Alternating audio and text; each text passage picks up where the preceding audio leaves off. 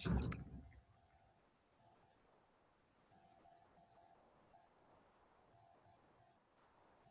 you for joining us this afternoon for our third installment of our Wine Wednesday virtual wine tasting. Today we are joined by two awesome people. We've got Phin Deford from Boordy Vineyards with us and John Levenberg of the Wine Collective.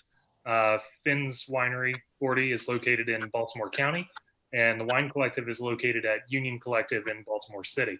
So we've got some really, really great stuff coming from around the Baltimore area. It also turns out that Phin and John know each other well and have worked together in the past. So this is going to be a very interesting take on our traditional Wine Wednesday tasting. Things are going to be a little bit unusual. We've got some playing off of each other that's going to happen, which I think will be exciting and make this a little bit more engaging for those of you watching. To kick things off, I just want to let everybody know that in light of Governor Hogan's updated restrictions that came out on Monday, Maryland wine is an essential business. These wineries are all still open for business and are able to sell you wine during this unprecedented time. Both Phin and John will talk about how you can purchase their wines without having to necessarily come into the winery or loiter.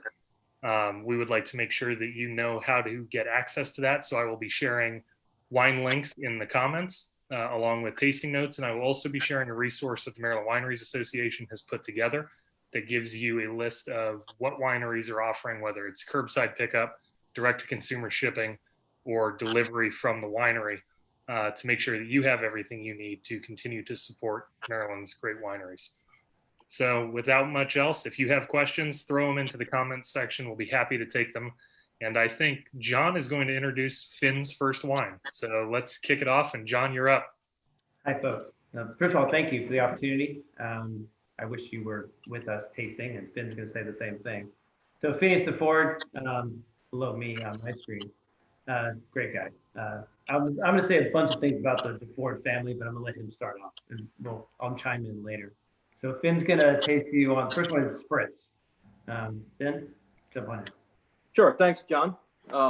Pleasure to be on here. Jim, thanks for putting this together. And if I could have picked one person from the industry to do this with, it would have been John. So this is a real pleasure. Again, like echoing John, sorry we have to do this virtually, but hey, these are the times we're in. Hope everyone's safe, staying healthy, staying inside, and keeping those hands clean. Don't touch your face.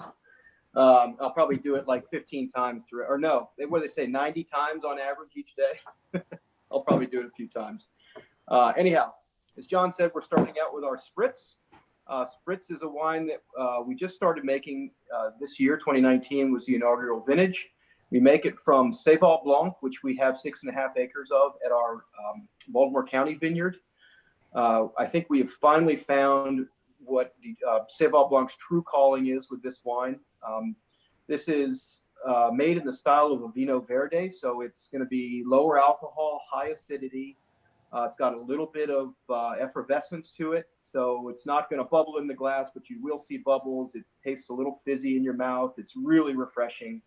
A great aperitif wine, great with seafood. You know, it's got a sort of a Sauvignon Blanc-like nose to it. A lot of grapefruit. My cell phone camera probably didn't pick it up, but there's a little, fizz when you open it up. And so you can see it's, I don't know where I'm, I'm looking, but a couple bubbles, a little bit of fizz. And so it's just a really nice, refreshing, lovely wine. So we pick it super early. We pick it at about 18 bricks, which is early. Typically we'd want to ripen white grapes to 20, 21 and a half bricks. We're picking this at 18, sometimes a little earlier. So we're trying to preserve and capture that natural acidity. Then we cool ferment it, very cool ferment it. And we force a little CO2 in right before bottling. We bottle it super early. Try to get it out the door by mid-November of the same vintage date. So this is a 2019. We made about 330 cases of it, and it is available on our website. So really nice grapefruit notes, herbaceous, just fresh, clean, delicious wine. Recommended again with kind of citrus salads, seafood. or just by itself. Can't go wrong with wine by itself. So cheers. You can go wrong by the fact that we don't have any, Phin. This is the problem with this tasting. Correct. Can I just say the that thing drives me crazy? I so want to share a glass, you know? Right. Yeah, so I should say that these wines, all three that Boordy's going to be tasting today, are available on our website. Just to touch on what Jim was saying, we are doing curbside pickups. Of course, our tasting room is closed, but people are calling ahead, ordering wine, paying over the phone, and pulling up to the side of our winery, and we're running out with a fresh pair of latex gloves and an N95 mask and delivering the wine right to your car. So thanks to all those people that have been supporting us. And we're also doing free shipping for 3 or more bottles purchased online. Go right onto our website, buy 3 or more bottles, and you get free shipping. And we've got a great deal with FedEx right now. They're coming daily, picking up. So typically, if you place an order today, you're going to get it within 36 hours if you live in Maryland or Southern PA or Northern Virginia. So anyhow, thanks again to everyone that's been supporting us and supporting Maryland wine in general. Hey, Phin, before we switch over to John and his wine, Boordy plays a pretty significant role in the history of Maryland wine. Can you give us a little bit of background about the vineyard and the winery? Sure. I know that John's going to have some great things to share about the Wine Collective because they have a very unique story, but I'd love it if you could share some stuff about Boordy. Yeah, so pretty cool. We're Maryland's oldest winery, so great that you have one of Maryland's oldest winery and one of its newest on at the same time. That's pretty fun. We were established in 1945 in what is now what was called Riderwood by Philip and Jocelyn Wagner, which is inside the Baltimore city limits. My family began growing grapes for the Wagners in 1965, and then in 1980 we bought the business and moved it here to our farm in Baltimore County. We farm 2 vineyards, one here at our home site in Baltimore County, and then another what we call South Mountain Vineyard out in Frederick County. All told, we grow about 50 acres of grapes. And, you know, we do a lot of activities here at the winery. We have wonderful farmers markets that we hope we'll be able to continue or start up maybe by late May or early June. That might be optimistic, but a lot of great things that we do here. We've got a wonderful facility that's a lot of old barns, you know, built in the early 1800s. It's just a great place for families to come out and enjoy. It's not very far away from Baltimore City or Towson or even DC or Philadelphia. But we're a family-run, family-owned and operated business. My father and my stepmother and I run it. My aunt works here quite a bit. My cousins help out. So it's really, you know, for me, it's an easy commute even in these times to just ride up the driveway and do this. And I just want to give a quick shout out. We've got Judy Crow, Lauren Zimmerman, and Karen Smith, all fellow colleagues of the Maryland wine industry, on saying hello and sending their best wishes. Hi, everybody. So we've got some good viewers on. Everybody's excited. Let's roll into introducing John's wine. Uh-oh. Phin, yeah, no, he didn't even touch on what makes it so spectacular. I mean, so he talked about it being the oldest winery in Maryland. They are the cornerstone winery. They really put like that looking and striving towards quality kind of in everyone's sights. And when he talks about his family-run business, it is a totally family-run business. But understand what Rob and Phin and the whole family have done to create a culture that is just uncompromisingly striving towards quality. So you have like the best vineyard crew like in Maryland, if not the East Coast. Lucy Morton and Ron Waite, that's awesome.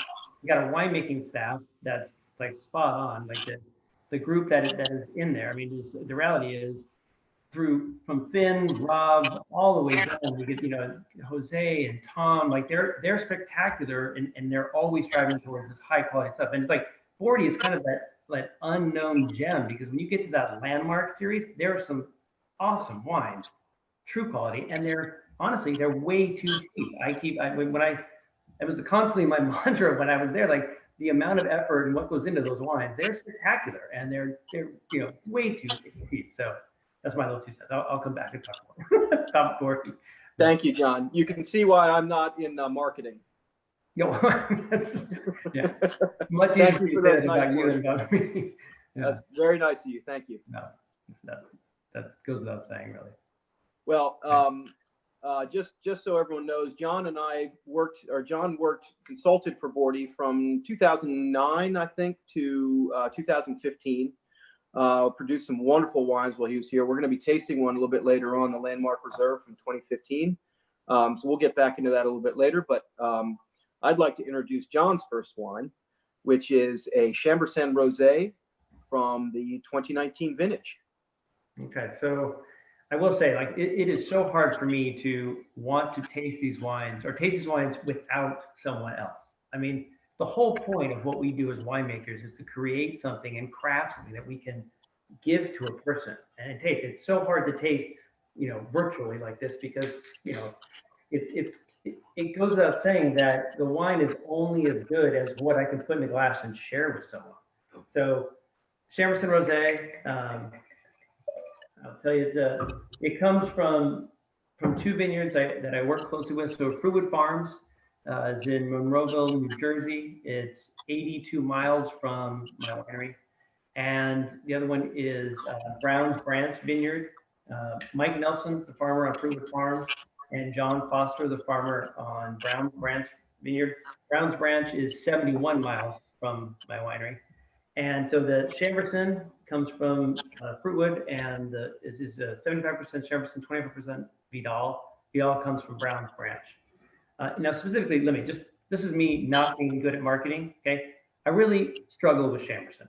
Okay, I won't say I don't like the grape, but I do everything I can to sort of mitigate sometimes what can be a little bit aggressive Chambourcin characters and kind of bring out the more luscious, fruit-driven components. And that means, like, how I ferment Chambourcin is specifically the way that Tom Burns actually taught me at Boordy when I started working with him. One of the things that he pointed out is, like, Chambourcin's great as long as you get it off the skins immediately. And that's what this is. So it is a rosé that is meant to be quaffable. You want to throw it back and drink it. It's very fruit driven. Like right now, I'm smelling like those cherries, those raspberries, and that's what I want to see. I want it to be easy drinking and good to go down. I'm proud of this wine, and that's not something I say lightly, especially when it's in reference to a Chambourcin. This is a damn good wine. So I can drink this all day long, and it's just because it's made in such an easy fashion. And the one thing that I'm really proud of is that the growers that, whose fruit went into this, I work closely with them. The Vidal from Brown's Branch, John Foster, this was his first year of really working and trying to get high quality stuff from that vineyard. And we spent a lot of time in the vineyard opening canopies up. You really have to open the canopy up to get sunlight into those grapes so that they ripen and you get ripe overall aromatically pleasant characteristics from these wines. That's what we're looking for.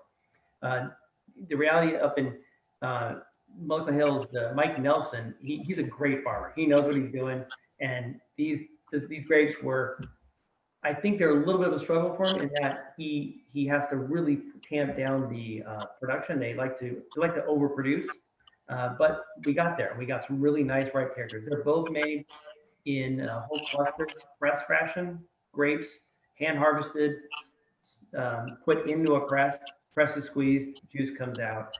I have the only E2 inox press in the United States at my winery. I work with it. It's a very special press that I worked with the first time, and I saw the first time in Bordeaux. I came back to the States, and this was 3 years ago, and I said, I want this press. Or this was, sorry, 5 years ago, not 3 years. I said, I want this press, and I was the first person to bring these inox presses into the United States. That was the E1 version. This E2 version, when I opened my own winery, I went to this company that's called Euro Machines that makes these presses, and I said to them, I want an E2 press. Or I said, I want another inox press. And they said, well, we don't really, we kind of talked about the prices, and it was a little bit hard to figure out see how it was going to work.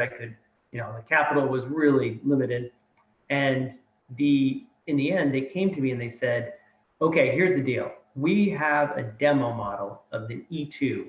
There's no other E2 presses available outside of Germany.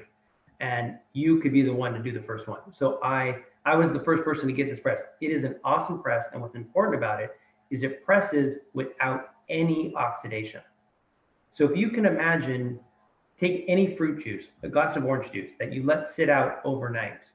that change in fruit from when you first pour it to the next day, that is oxidation. And what we fight when we're looking for aromatic whites or even rosés is oxidation. So this press eliminates oxidation, and they're brilliant. They're really impressive, and that's what this is here. Again, I wish I could share it with you, but that's the first one. It'd be great if there were questions. No questions? We don't have any questions yet. We do. I have a question. Oh, go ahead, Phin. All right, John, can you talk a little bit about making rosé in a year like 2019 versus a year like 2018? Good question. Yeah. So what Phin is alluding to is 18 was a rough year. That was a very rough year, and the rains that we had resulted ultimately in a real struggle to hold fruit on the vine long enough to get those right characteristics. Versus 19, where we had plenty of sun. What we're able to do in 19, expose the clusters, Mother Nature's their thing, where the sun is really helping ripen that fruit.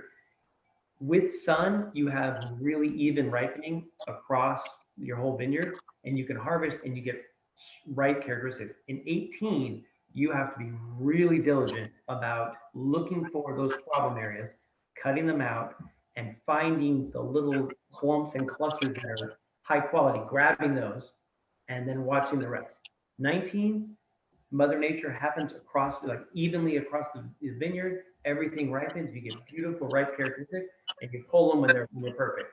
18 takes more work. How about you, Phin? What did you guys see?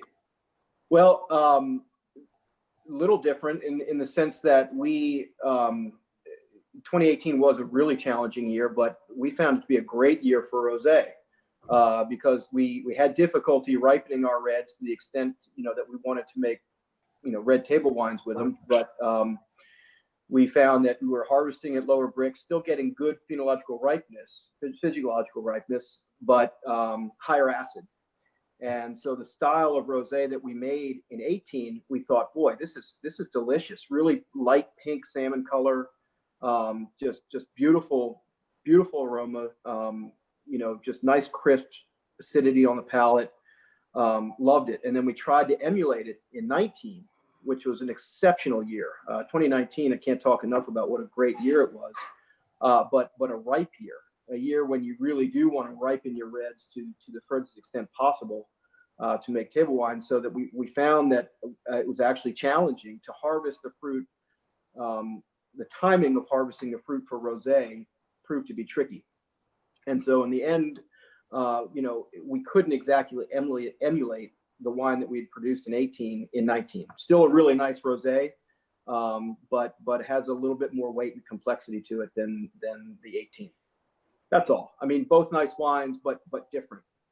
One thing to understand is that as the grapes are ripening, you have sugar levels increasing and you have acid levels decreasing.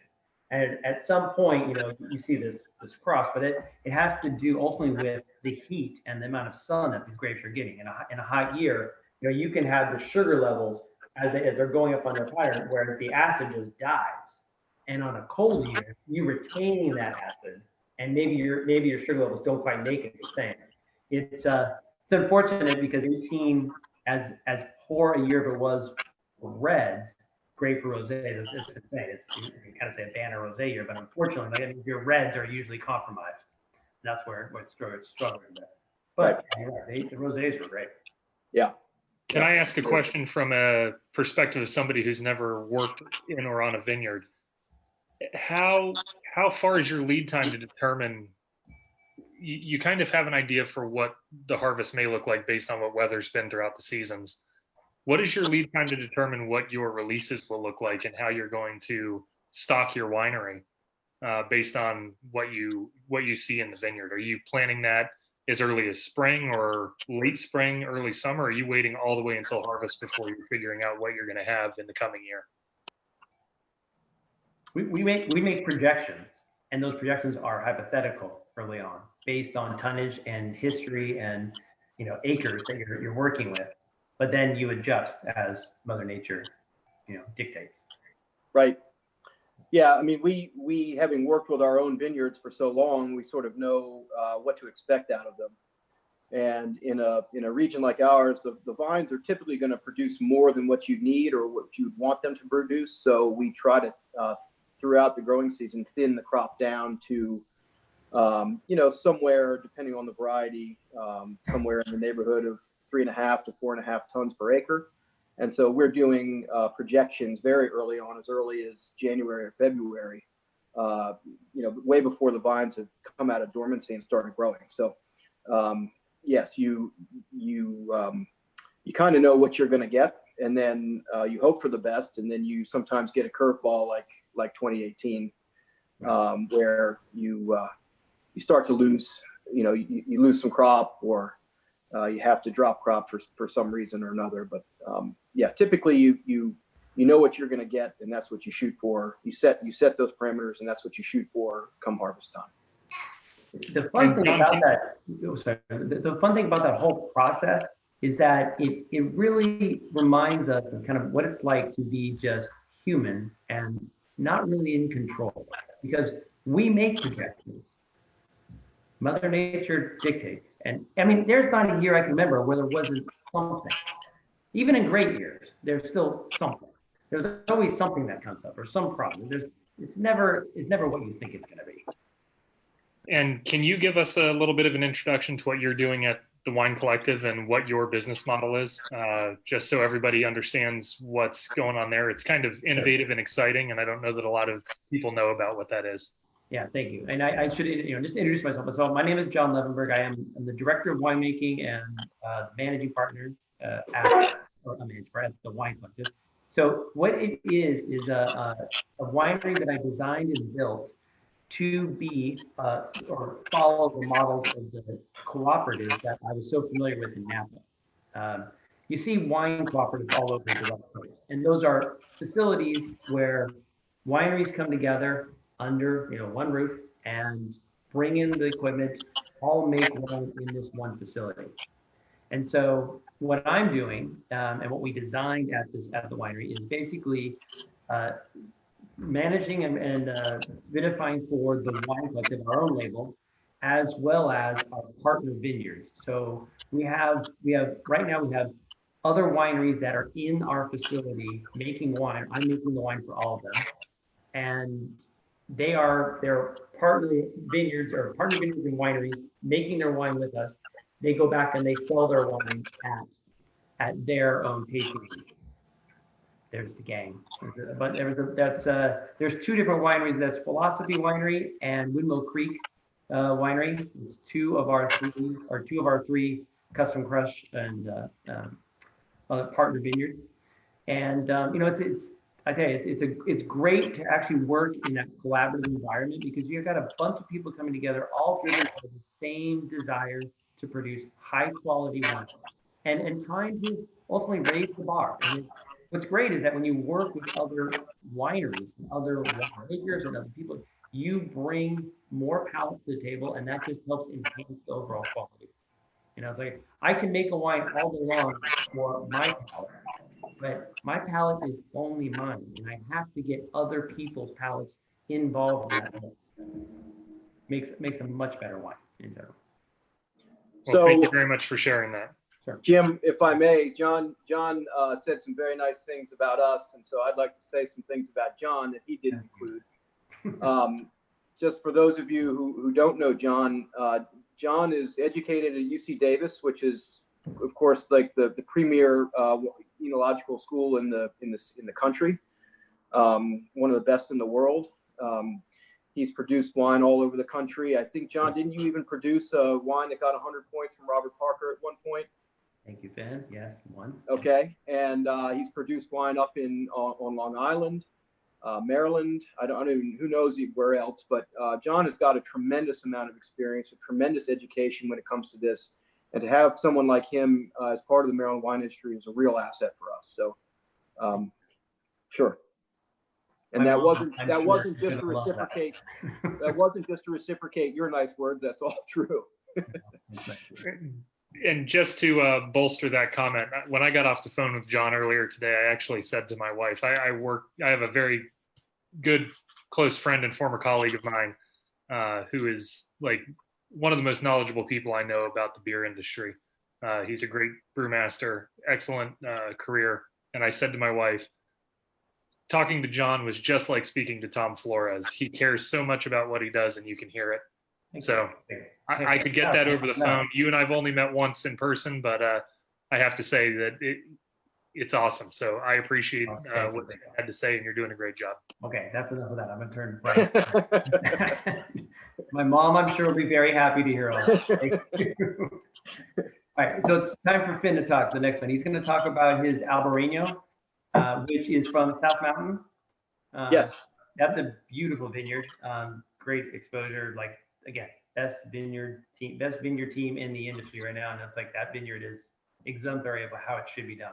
So, Phin, you. Thanks, John. So Alburino, we weren't the first to grow it in Maryland or on the East Coast, but we started when we were thinking about what to plant on these 4 acres that we had available at our South Mountain vineyard. We started tasting different white wines. It is more of an eastern facing slope, so we knew it wasn't going to be good for red. So we really were focusing on whites and started tasting Alburinos anywhere from Pennsylvania down to Central Virginia, and just really liked them. Just a really strong wine throughout that region. And so we went for it. We also happen to have one of our winemakers is from Spain. And of course, that's where this wine originates from, or this grape. And he's noted some similarities between the climate where he's from in Spain and our climate, and said, I think this grape would do pretty well here. And so we just went for it. Instead of planting a little test plot like you're supposed to do, we just went and planted 4 acres. And lo and behold, it has produced year after year a really, really beautiful wine. I think if we could just make one wine, this would be it. Just make one wine and sell it. This would be the wine, because it's just it's a workhorse. It produces beautiful fruit, holds its acidity. It tolerates our climate very, very well. It's a little bit vigorous, a lot vigorous, at least the clone that we grow, but it produces a really beautiful crop, and we just love it. We make it in 2 styles. We make a stainless version, and which I'm going to be tasting today. And then we make a reserve version that is fermented and aged in French oak, mostly neutral barrels, which lends more of a round palate and a little bit fuller palate. But today I wanted to taste the stainless version from 2018.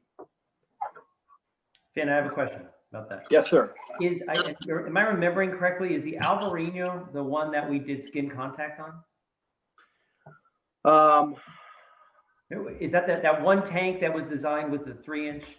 Yeah, we might have we do on the reserve do a little brief skin contact in that tall 1,000-gallon tank, that tall skinny tank. Yeah. So yes, the answer is yes. One of the things that for the again, if we were tasting with someone, one of the things you would say, like for a guest, they're trying this. Like, this is an example of how it's really important that a winery actually take that step to really do quality production. That there's specifically a tank that Jose was. I remember he was very interested in this one tank. We designed it so that it could be used for skin contact, and I think this if I remember correctly, I think it was Alburino and possibly Sauvignon Blanc that both got a little pack. Maybe at the time, but we've since laid off that on the Sauvignon Blanc. Okay, all right. I mean, like, this is the thing. It takes a lot of capital to do this kind of thing. You have to do it right. Again, the Deford family stepping up, did things right, and like get the right equipment, which allows us as winemakers really to kind of stay out of the way. You have to let the grapes express themselves, and I think that's what this is here. Okay, your turn. Sorry. Thanks, John. Yeah, I think thinking back to it, what we do is a little bit of brief skin contact on the reserve, but this one's just a straight crush and press. Okay. Yeah. Mm-hmm. So anyhow, this wine, again, year after year, 2018 was a challenging vintage, but this vineyard just, when you've got clusters that are sort of loosely formed clusters, Alburino clusters are like that, at least the clone that we grow, and very thick skin.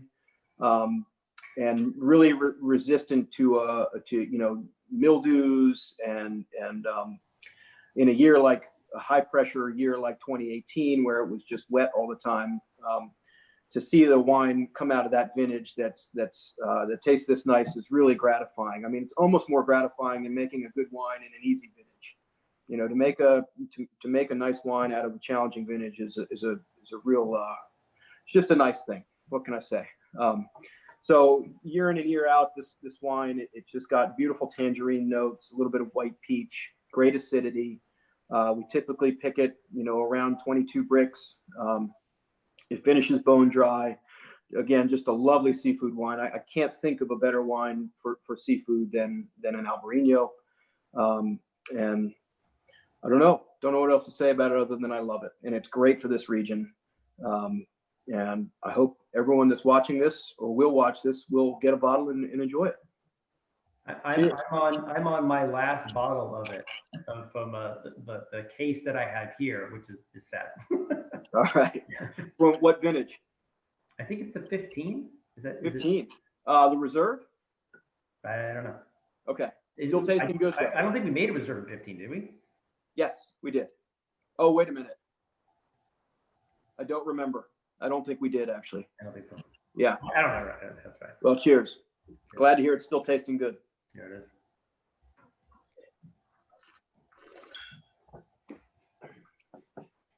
Just a quick update. We have several members of the team from Maryland Wineries Association watching also. Kevin Addix would like to say hello. Hi, Kevin.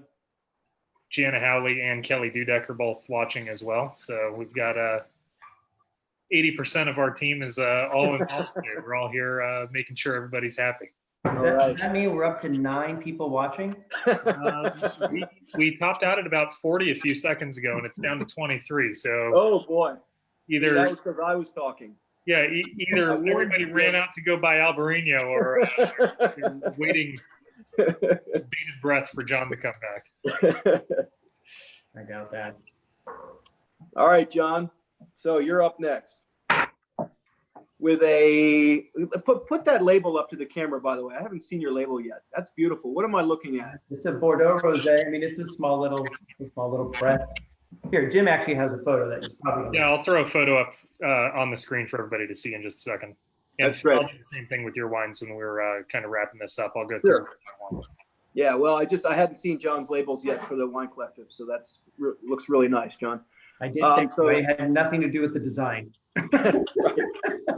And in fact, my partner made me promise I wouldn't get involved with the design. Right. Yeah, stick with your talents. Yeah. So John is pouring a 2019 rosé. He calls it a Bordeaux Rosé because it's a blend of several different grape varieties, red varieties that he works with. Maybe you put in a little white, something white. I don't know. Bordeaux. It's not all Bordeaux either. In some whites. Yeah. Yeah. Mm-hmm. I love that color. Okay, so beautiful color. The Bordeaux Rosé, or our Rosé, it's not really Bordeaux Rosé to say. It is a single vineyard Rosé, though. It's all from Brown's Vineyard, and all direct press, whole cluster. John Foster's vineyard, it sort of crests up on a hill and goes and heads down. And again, the commitment to quality that we were striving for, we picked each of those spots on the vineyard accordingly. Each was held. We had freezers there. We pressed separately. We kept them, fermented them all separate. But it was a real pain to pick at the ripeness level because of this curve that you saw. So there it is. Yeah, I will say that our designers, they're fantastic. They did a beautiful job. At least I think so. But so this was a blend of Petit Bordeaux, Cabernet Sauvignon, Cabernet Franc, Vidal, there's Chambourcin, and Merlot. And we basically picked it in a way where, like, because of that curve in that vineyard, Merlot ripened first, was off first, and then we kind of moved up the hill, jumped over. It's 46% Petit Bordeaux, and then it's like 15% Vidal, and then like 12% Cabernet Franc and Cabernet Sauvignon, and Chambourcin's in there, and then Merlot is 8%, something like that. The point is, it is a whole cluster press, and it's kind of like what we're doing there is we're looking at this vineyard and saying this vineyard is going to be good for rosé. Basically, in the end, it was like we were concerned about really getting super ripe characters that you need for reds, but it was more I could see that the Petit Bordeaux was throwing a lot of confidence. They were big. It's like, okay, let's shoot this for rosé, and it's a beautiful rosé. And as you can see, like it is that salmon that you want to see or that I want to see. And the Bordeaux rosé has lovely aromatics, very drinkable. Whereas this is a fruit kind of a fruit bomb. This has more subtle aromatics and characters, and you get more of those peach and stone fruit qualities out of it, which I love. Everything we do is basically dry. This one is you could call this off. They're all dry, and yeah, just lovely drinkable wine. It's easy, honestly. And again, I love that press, and that press is where we get all these aromatics from. Again, I wish I could share it with you. So. It's the hardest thing for me. Like this, yeah. John, this is one of those things that is most gratifying as a winemaker, because that vineyard, when I started working with John, it was a real question as to whether or not we could really raise the bar in that vineyard. And I was at this vineyard probably almost 11, 12 times during the growing season. And it was John and I walking the whole vineyard basically and talking about what needed to be done with each block, incrementally trying to increase the quality so we can get to a point of real ripeness. And that's what you see here. I mean, everything to do with working with John, the farmer, and making it work. He's a great guy, and I'm so excited to see it, the quality that we got there.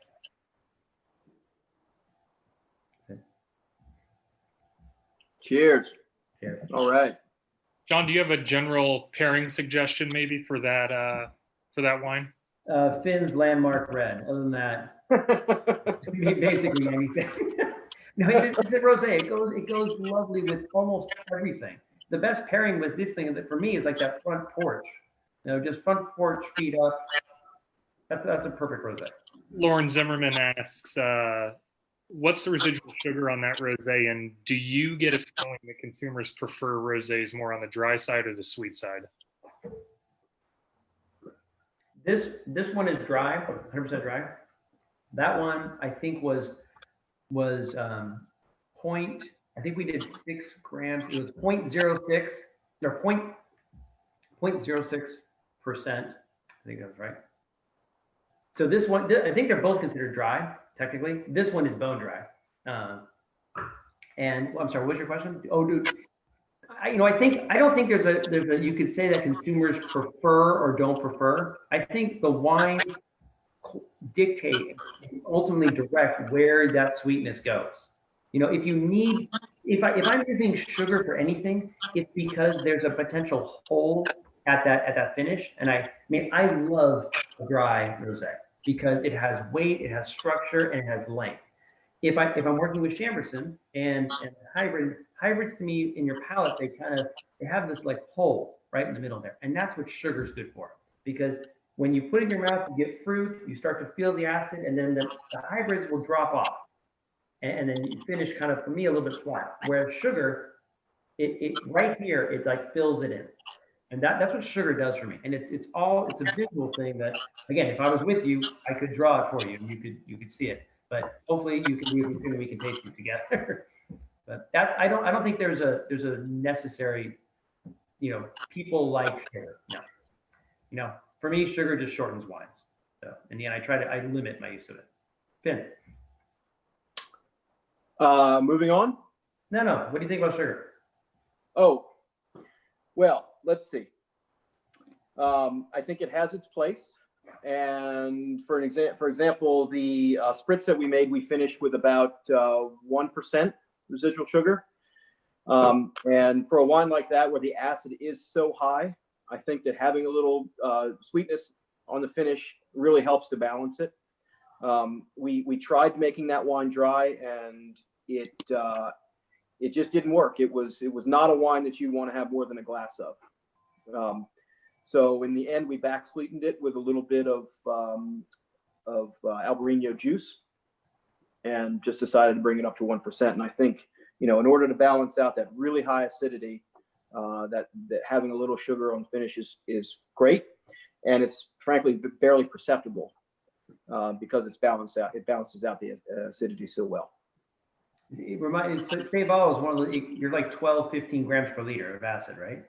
Yes, Correct. And that's, and so versus when you look at other rosés, like these guys all came in at probably like between 6 and 7, maybe even 5 in some places. And like when you get up to 12, you feel like I said, the wine dictates the necessity for sugar. You know, when you're dry, you don't need it. You know, so like it's, yeah, save all at that point. I could see that. I mean, Yeah. Especially when you're picking it at 18 bricks. yeah. That's on that curve that I was mentioning earlier. That's that curve. That's like this point right here. They haven't even come close to cross. It's like there's a lot of acid in that one. Sorry, yeah. So we have a plant from the Wine Collective that comments that consumers prefer dry, they just don't know it yet. Tell Enrique I love him. And Lori says, hello from the North Fork, John. Glad to see you're still making great wines. Hi, Lori. Hello. How fun. And John, I think you're going to introduce Finn's last wine. And I don't want to jump the gun too much, but we do have a commenter in here. And I'm trying to see her name because the windows keep overlapping each other. But Shelly said that she's drinking a Landmark Reserve from 2013. So if that's a good segue into Finn's last wine, I think that I'll offer that up. Yeah, Finn's Landmark Reserve 2015, which is an awesome wine. I love this wine. And this wine is that testament to the quality that they were striving for, because these grapes, they were beautiful. And this was, you know, Finn, take away. I have this and I love these wines. Great. Thanks, John. So just so everyone knows, John did have a hand in making this wine. Yeah. And this is, frankly, in my opinion, humble opinion, one of the best red wines we've ever produced. It's an exceptional vintage. It's the kind of vintage that we really do dream about. You know, pretty warm, but just had cool nights, especially starting in August. Everything just kind of cooled off. We had no hurricanes, no real rain pressure or any major weather events to think of through harvest. So it was just a relaxed harvest. We could pick fruit when we wanted to, let it get really ripe. And the way we make this wine, this is really sort of the pinnacle of our red wine program. And what we've done is because of this wine, started to make it exclusively as a Cabernet Sauvignon driven wine. So in years when we can really ripen Cabernet, which isn't every year, but in the years when we can really ripen Cabernet Sauvignon, we're going to make this wine. And in years where we can't, we're just not going to make a Landmark Reserve. And that idea came about really because of this wine. I believe that the 2013 that I think Shelly, Jim, you said was drinking. Thank you so much, Shelly. That's wonderful to hear. Was also a Cabernet Sauvignon based wine. And so again, we just, you know, this wine is all about ripening Cabernet Sauvignon, which is not easy to do. And so at our vineyard at South Mountain, where all this fruit comes from, we have a lot of different soil types, and that's because we're right on the edge of the Appalachian Mountains. In fact, about 100 yards up from our vineyard is the Appalachian Trail.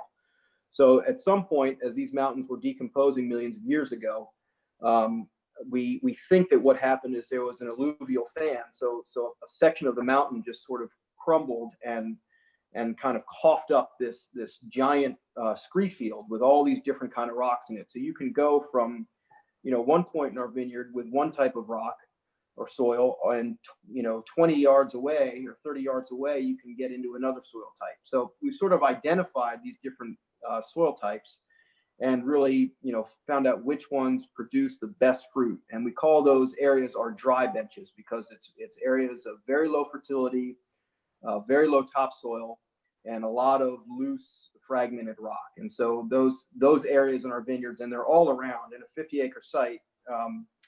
In a 28-acre site, vineyards. They're all around the vineyard. So Ron Waits, our vineyard manager, has learned these areas over the years, and he'll go through and flag them at harvest, and we'll pick, certain sections of a row, not necessarily even an entire row, but maybe a couple panels or half of a row, and then we'll put that into making this wine. So a lot of jumping around, a lot of labor. So I appreciate John saying we don't charge enough. Sometimes we think about that, but this is a $55 bottle of wine, and I can tell you that it is worth every penny, in not only in terms of flavor, but in terms of the love and the care that goes into it.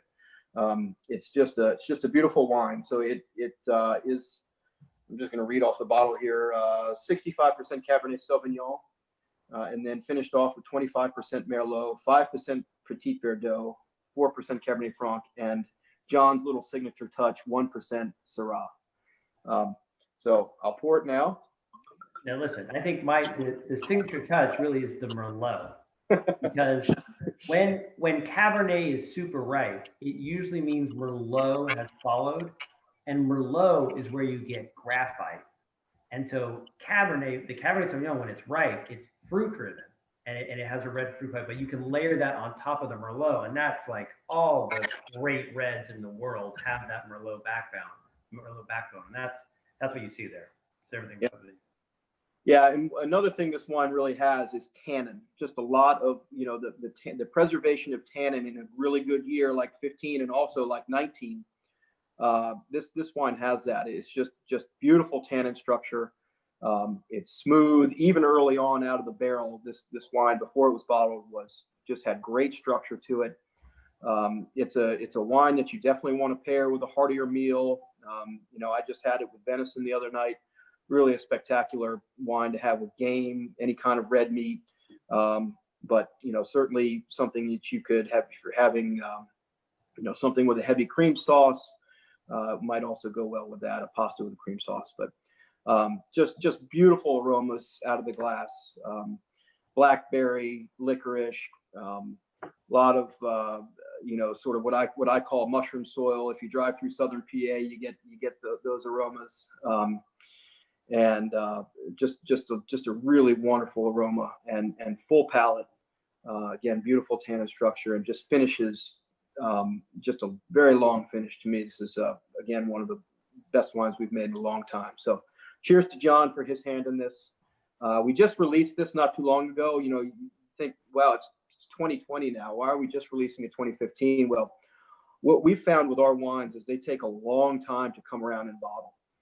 So we get them in bottle. This wine spent nearly 2 years in barrel. We put it in a bottle, and then we just stick it in our warehouse, and we'll let it sit there for a year and a half, if we can. And because we want the customer, when they do open this wine, if they're not going to lay it down, say for 10 years, which this wine could easily do, if they want to open it when it's younger, we want it to be ready. We don't want it to be showing any signs of bottle shock. And a wine like this does take a while to come around in bottle. So we've sort of worked through our red wine program and held some stuff back intentionally so that we can release it when it's ready. And to me, this wine is just showing beautifully right now. We did just release it not too long ago. And so anyhow, looking forward to hearing what the customers have to say as they start to get a hold of this. I think something to point out here is that on the East Coast, one of those spectacular things that we can do is produce a wine that is fully ripe, phenologically ripe, with mature tannins and weight, without the 15% alcohol. That's a huge difference, and it makes, from a wine drinker perspective, it's the difference between a glass of wine and you're tired and you need a nap, and a glass of wine that you're enjoying with food that is working beautifully with the adventure. 12.5% is spot on, and it's so hard to make those wines outside of a region like ours. You really have to struggle to get right so that you don't have that excessive sugar that results in excessive alcohol. Yes, thank you, John. And just a little bit more about what goes into a wine like this. And we're not the only ones that do this, but when you're talking about a wine of this price point, of this caliber, I talked a little bit about how we harvest the grapes and how we identify them in the vineyard and harvest them. But once they get to the crush pad, they're chilled down in a cold room overnight. They're destemmed and dumped onto a sorting table, where we might have as many as 12 people sitting there picking out anything that isn't a ripe red berry. So any stems, any unripe berries, anything that you wouldn't want in your wine gets picked out along that sorting table. It's then dumped into a fermenter. A little bit of dry ice added to starve it of any potential oxidation. It's allowed to cold soak for about a week, and then it starts a very slow fermentation before heating up and really banging through fermentation. And then after that, sits on the skins for anywhere from 30 to 40 days before being juice taken out and put into barrel. So, and when I say barrel, I'm talking about, in our case, French oak, a mixture of new oak and some 2 and 3 year old. And yep, there's a picture of us sorting. Is that our picture? It could be anyone. That's from my place. That's John's picture. I just had a link to all of his pictures, so it made it easy. Right. I'll tell you, it's the same table, it's the exact same table, same manufacturer. Yeah. So the point being that a lot of hard work, love, and care goes into making a bottle of wine like this. It's not something that, you just grow in the vineyard, pick off the vine and put into a bottle just like that. This fruit was picked in 2015, and in 2020, here we are in 2020, we're just ready to release this wine. So, John Kevin had one comment about the 15 Landmark Reserve. He says it's an excellent vintage, and he suggests that it opens up beautifully with a couple hours in the decanter. Yes, I'm sure that came from Kevin. That was Kevin, 100%. Thank you, Kevin. And he actually messaged me on We- Slack too, said get that wine and do it with a decanter. We definitely do recommend decanting these wines. If you don't have the patience or the luxury to store these wines for 10 years in a temperature controlled environment, if you can't wait, we really do recommend decanting them for several hours. Thinking ahead, this is not necessarily an everyday wine. This is a wine that you want to think about a meal, plan a meal, and decant this at say 3 o'clock in the afternoon for a 6 or 7 p.m. meal. So thank you for that, Kevin. For any novices that may be listening, can we explain what decanting is and why it's important for wine? I'm going to give that one to John. That's a decanter. Listen, I will say I somewhat disagree about it being quote unquote important. It really depends on what you're trying to do with the wine. So decanting in particular is adding oxygen, right? So you're adding oxygen, you're helping aromatics lift out of the glass at some point. Sometimes wines can become reductive, which means they've sort of closed in on themselves, and it can also be a negative aromatic. Adding oxygen will help blow that off. It also, when you add oxygen, like what you're really doing is sort of emulating an aging process. So as the wine ages, the tannins polymerize and the chains get longer and longer. And that changes on your palate where you perceive the wine. Adding oxygen pushes that along. Now a decanter really is just changing the matrix within that wine to allow you to brighten the nose, blow off the nose, and it'll add a little bit of weight towards the end. And what it does is dependent on the wine, and how, some wines that are really reductive or really closed in on themselves, they need it to sort of blow off what would be a negative aromatic. But if a wine is made cleanly, Boordy's wines are clean, what you're going to do there is just brighten the nose, and that's the main thing you're doing. And you'll add a little bit of weight towards the finish. That's very useful. Thank you. It's an oxidation process, basically.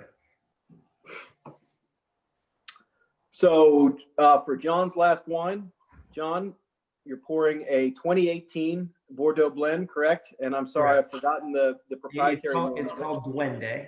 And Duende. I asked Jim to show a photo because the bottle I have has the wrong label. So unfortunately, I did not have the right label here. So Jim's going to show you the right label, I hope. Duende means master of the house. And it's even beyond that. It is sort of the spirit that moves you towards doing something excellent and exceptional. And that's what this embodies. And the nice thing about this wine too is it also helps sort of identify a little bit of what we are doing at the wine club. If I could wax poetically a bit about how we came to be. So that's the Duende bottle being sold at the Wine Collective right now. The Wine Collective effectively came out of the many nights I spent with my partner, Enrique Fayadas, over glasses of wine at his house, just enjoying the moment, enjoying what was in the glass, and ultimately enjoying being together as a group. And in the end, we realized that we were driven by kind of the same passion. That's Enrique. that has to do something of the highest quality without any compromise.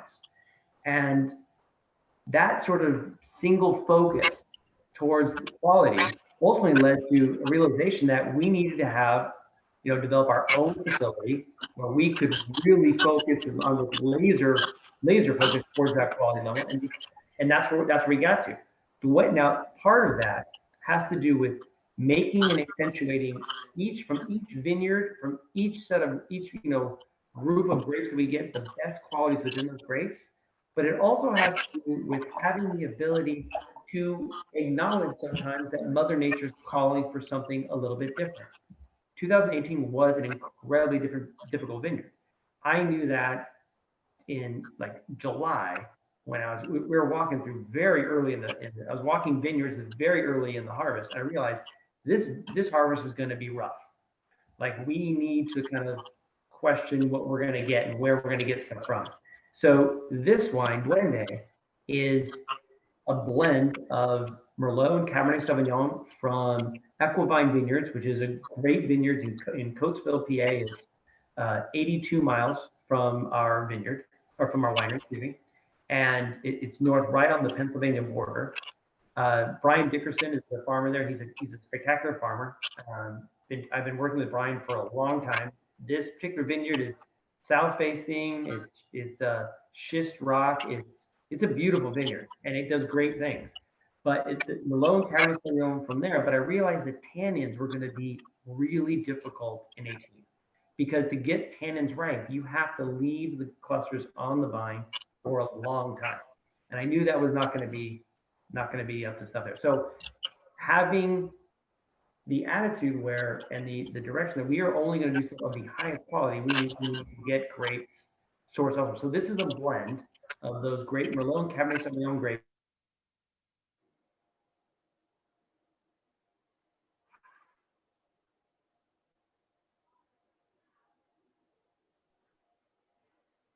Looks like we may be having a technical difficulty. Phin, are you around?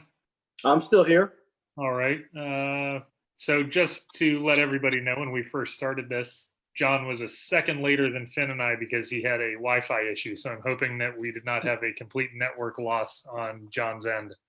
He was right in the middle of a really great introduction to this wine, and I was enjoying hearing him talk about that. He was, and sadly, I'm not going to be able to fill in for him because I haven't had the wine yet. Well, we'll give him a second and see what happens. I don't know if John can hear us, but John, if you can hear us, we are not able to hear you. The tasting notes for this wine have been shared in the comments, along with the link to the wine on the Wine Collective's website. And I'll also be including 2 links that John asked me to share that go to a gallery of photographs from the Wine Collective and a video that was shared on the MWA Facebook page back on the 9th of March, just kind of showing what they do at the Wine Collective and what an urban winery is. It's interesting. We've had 2 urban wineries on these talks now in the last 2 weeks. And I really think that the consumer is enlightened when they realize that the winery doesn't always have to be on a farm or in a rural environment. Bringing wine to the city is a very cool thing. I'm not hearing anything from John, so I'm a little concerned that we may have lost him.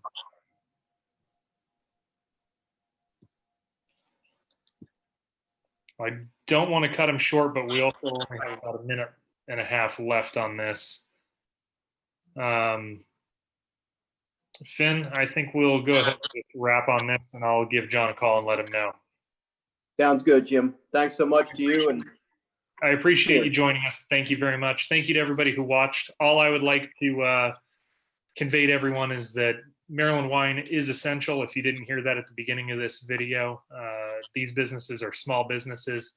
We heard from Phin that his family's been operating the business at Boordy for decades. We also have, I'm going to share one more picture that John asked me to share, which is of his children and Enrique's children in their winery, sitting on some barrels.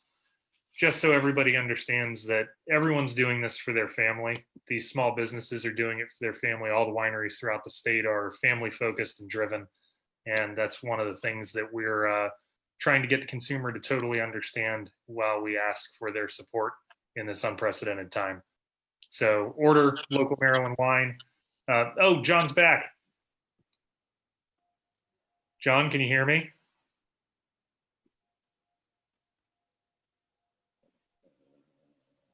I don't hear John, but he's here.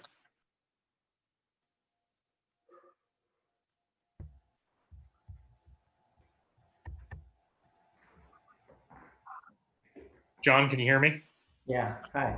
Wonderful. We lost you. I just was letting everyone know that Maryland Wine is essential and open for business, and was explaining that this is a family venture in most cases. And I shared the wonderful picture of your children sitting on the barrels in the winery.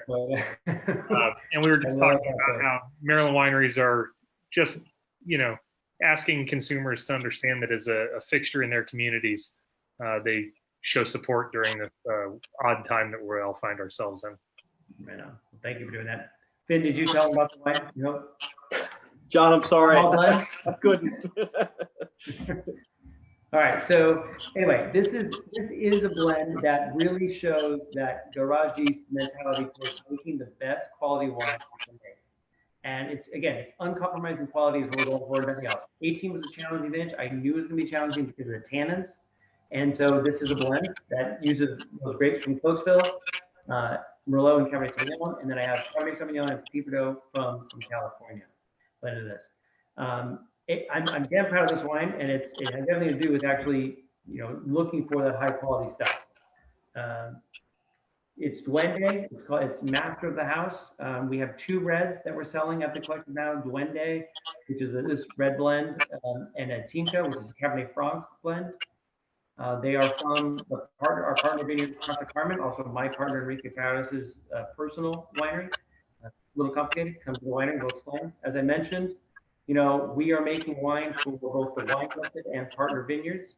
So our reds this year come from Casa Carmen and are from our partner vineyard. As was mentioned, we similar to Boordy, we are open for sales.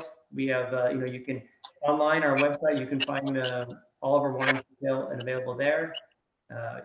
Give us, just give us a call. The general manager, Josh, his number's posted. He can be reached, and we are doing drop-off, pickup service. We also have free delivery within the Baltimore area, and I extend a little bit beyond Baltimore. I can sure how far. So free delivery, and obviously pick up right now. And please, we appreciate your support. Just go online, try the wines. We also, this is like another plug, on Friday at 8 o'clock, I'm doing another virtual tasting with just the Viognier. So this is our 2019 Libertas Estate Viognier. Libertas is a vineyard in Mount Airy. There it is. And beautiful, beautiful Viognier. And Errol, the owner was Errol Wushevich. His, it's a great site. The Viognier is perfect. It's beautiful. This is the wine that really took advantage of that press. Like, this is the wine that when I opened it, when I open it and I put it, over here, you can smell it. It's like, it just reeks. It's a beautiful wine. So I would, please, if you're interested and come and available, get a bottle of the Viognier through our website through Josh, and join the tasting at 8 o'clock on Friday. And Wednesday. I wish I could share with you. And John, Josh is in the comments right now. He has shared a couple of ways to get into contact with the winery to purchase wine. Josh, if you can hear me, please add the link for this Friday's virtual tasting there as well. I know John and I talked about it last night. We'd like to have some more people join in. Even if they don't yet have the wine, it would be great for them to see how you will be doing your tastings and get people involved. But get the wine so you can taste the wine with me, because this is no good. One way doesn't work. It needs two. I do love this wine. It is a great wine. It's beautifully balanced. Yeah. And a good excuse. Do you have any closing comments for this this wonderful session? Cheers. Everyone stay healthy. Stay healthy. Yeah. Let us hope that the least thing that, or the most that we have to complain about, is that we can't be open. I hope everyone is healthy through this whole thing. We end up on the other side looking back. So both of you, thank you very much for giving us a couple hours of your afternoon to chat with everyone. I think this was a great way to do this. The banter has been lovely. The mutual respect is awesome to see, and I look forward to sitting down with both of you and having a glass of wine as soon as we're able to do that. Thank you, Jim. Thank you. Looking forward to it. Thanks, Jim. Cheers, guys. Have a great one. Bye-bye. You too.